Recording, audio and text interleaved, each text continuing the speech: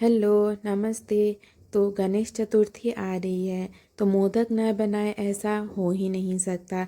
तो आज हम बनाएंगे महाराष्ट्र किसान उगडीचे मोदक, जो कि गणेश भगवान को बहुत ही प्रिय है। इसे हम बहुत ही कम सामग्री के साथ और बहुत ही कम समय में घर पर बनाकर तैयार करने वाले हैं। बिल्कुल बेसिक सामग्री से आप इसे घर पर बनाकर तैयार कर सकते हैं। तो चलिए बनाना शुरू करते हैं। तो यहाँ पर मैंने एक कढ़ाई को गैस पर चढ़ा दिया है और उसमें 1 कटोरी पानी डाल दिया है और वहीं पर मैंने 1 चम्मच घी डाल दिया है। घी पिघल चुकी है। अब हमने 1 कटोरी चावल का आटा ले लेना है और उसे थोड़ा थोड़ा डालते जाना है और दूसरी तरफ हमें लगातार इसे मिक्स करते जाना है। तो यहाँ पर आधी कटोरी पानी का प्रयोग फिर से मैंने किया है, मतलब 1 कटोरी चावल का आटा में लगभग 1.5 कटोरी पानी का प्रयोग मैंने किया है। इसे बहुत ही अच्छे से हमें मिक्स कर लेना है। तो यहाँ पर बहुत ही अच्छे से मैंने चावल के आटे को मिक्स कर लिया है। अब हमें गैस को बंद कर देना है और इसे ढक के 15 मिनट के लिए ऐसे ही छोड़ देना है।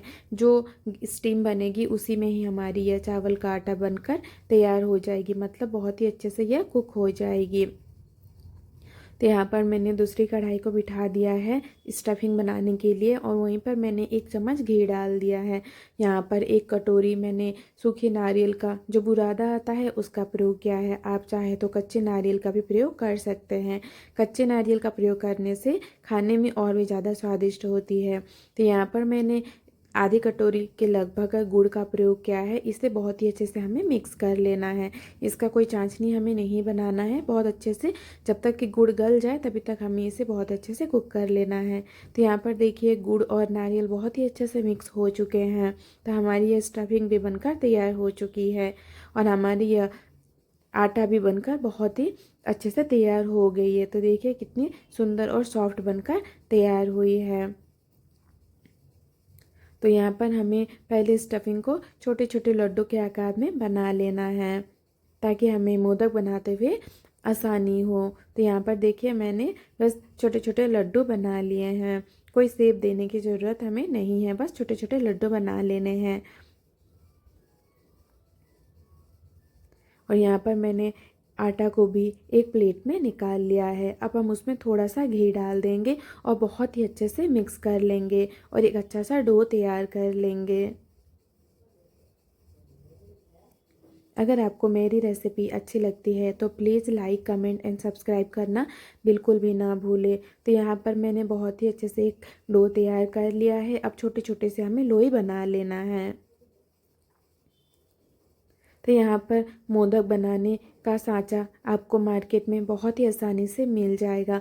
तो यहाँ पर मैंने छोटे आकार का जो आती है उसका प्रयोग किया है। आप अपने अनुसार छोटा बड़ा किसी भी प्रकार से बना सकते हैं।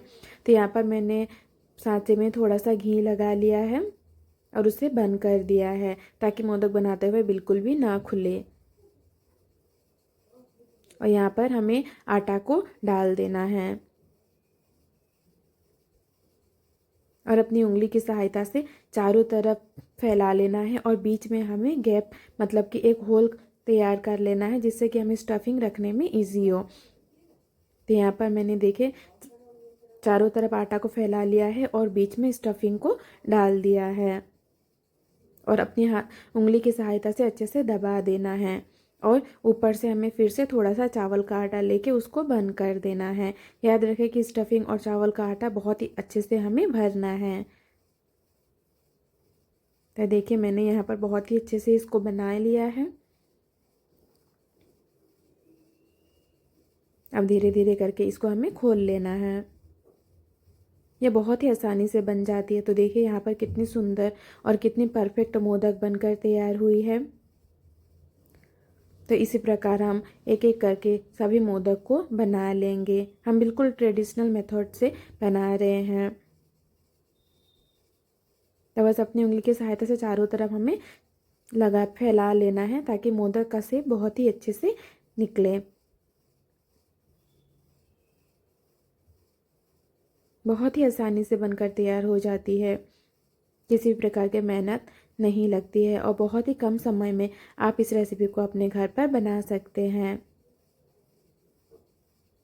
तो यहाँ पर मैंने एक एक करके सभी मोदक को धीरे धीरे करके बना लिया है।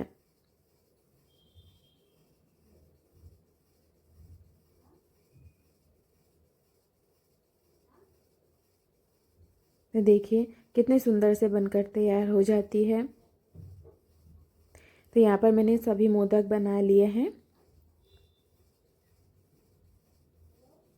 तो यहाँ पर मेरे पास स्टीमर नहीं था, तो इडली बनाने का जो मेकर होता है उसका ही मैंने प्रयोग किया है। तो मैंने छोटे छोटे टुकड़ों में केले के पत्ते को काट लिया है ताकि मोदक बर्तन में बिल्कुल भी ना चिपके। तो यहाँ पर स्टीमर का हाइट थोड़ा छोटा होता है क्योंकि इडली का हाइट कम होता है।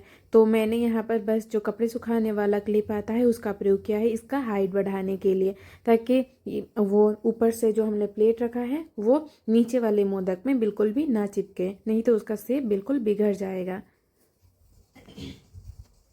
तो एक एक करके मैंने सभी मोदक को प्लेट में रख दिया है। अब हम इसको अच्छे से स्टीम कर लेंगे। तो मैंने पानी को पहले ही गर्म होने के लिए रख दिया था।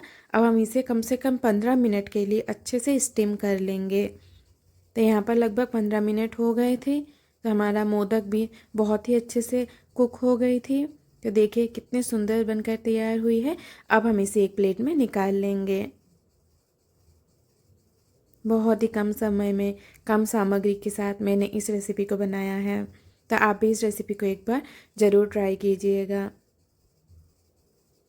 तो यहाँ पर मैंने थोड़ा सा दूध ले लिया है और उसमें ऑरेंज फूड कलर डाल दिया है डेकोरेशन के लिए। बिल्कुल ऑप्शनल है लेकिन डालेंगे तो दिखने में बहुत ही सुंदर लगती है। और ऊपर से बस एक एक ड्रॉप हमें डाल देना है। जो लाइन से बनती है उससे बहुत ही सुंदर यह दिखती है।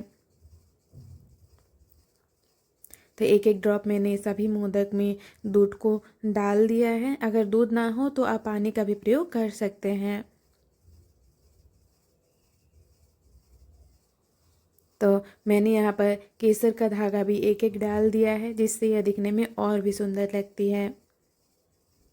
तो हमारा यह मोदक बनकर बिल्कुल तैयार हो चुकी है। तो गणेश चतुर्थी पर आप इस रेसिपी को एक बार ज़रूर ट्राई कीजिएगा। खाने में बहुत ही स्वादिष्ट होती है और बहुत ही कम समय में बनकर तैयार भी हो जाती है।